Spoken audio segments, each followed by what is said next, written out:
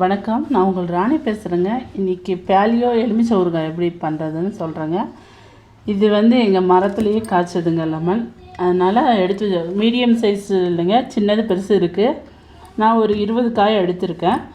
அந்த சாறு புளிஞ்சு ஊற்ற சொல்லியிருக்காங்க ஒரு 8 பழம். அதுக்கு பதிலாக நான் ஒரு 7 பழம் சாறு புளியை தனியாக எடுத்திருக்கேன். பழமாக கடையில் வாங்கிட்டு வந்திருக்கேன்.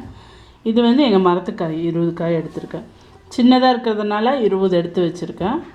இதுக்கு 7 பழம் லெமன் சாறு புளிஞ்சு ஊற்றிட்டு அந்த தோலையும் கட் பண்ணி இதிலேயே போட்டு சொல்லியிருக்காங்க. உப்பு 150 கிராம் சொல்லியிருக்காங்க. 150 கிராம் உப்பு போட்டிருக்கு. நான் ஒரு மீடியம் அளவு எடுத்து வச்சுருக்கேன். மிளகாத்தூள் 2 ஸ்பூன் எடுத்திருக்கேன். மஞ்சள்தூள் 1/2 ஸ்பூன் எடுத்திருக்கேன்.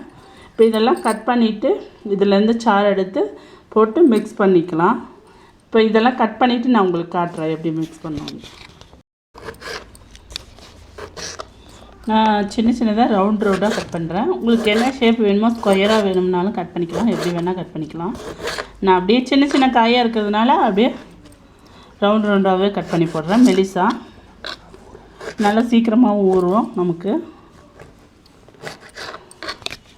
உங்களுக்கு என்ன ஷேப் வேணுமோ அந்த மெத்தடு கட் பண்ணிக்கோங்க. எலுமிச்சை பழத்தை பாருங்கள், இந்த மாதிரி சின்ன பீஸாக கட் பண்ணிட்டேன். இது சாறு எடுத்த தோலை கூட நான் இந்த மாதிரி சின்ன பீஸாக கட் பண்ணிட்டேன். பாருங்கள், சாறு 7 பழம் சாறு எடுத்து வச்சுருக்கேன். இப்போ இது எல்லாத்தையும் இதில் போட்டுக்குவோம். ஒரு டப்பா, ஒரு பவுல் மாதிரி ஏதாவது எடுத்துக்கோங்க.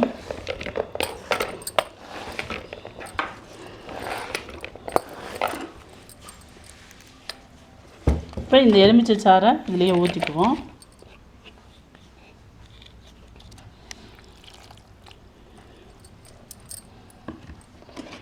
இப்போ இந்த உப்பு, மிளகாத்தூள், மஞ்சத்தூள் எல்லாத்தையும் சேர்த்துவோம்.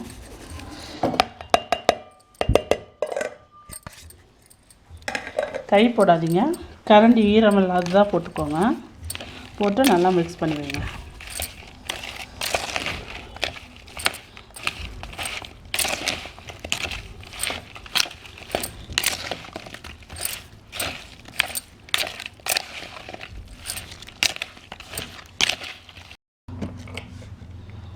பாருங்கள், மிக்ஸ் பண்ணியாச்சு.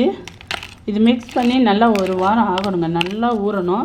டெய்லி நீங்கள் மிக்ஸ் பண்ணி வைக்கணும். ஆனால் கரண்டி போடும்போது நீங்கள் ஈரமில்லாத கரண்டியாக போடணும். கரண்டி போட்டிங்கன்னா அதெல்லாம் கெட்டு போகும்.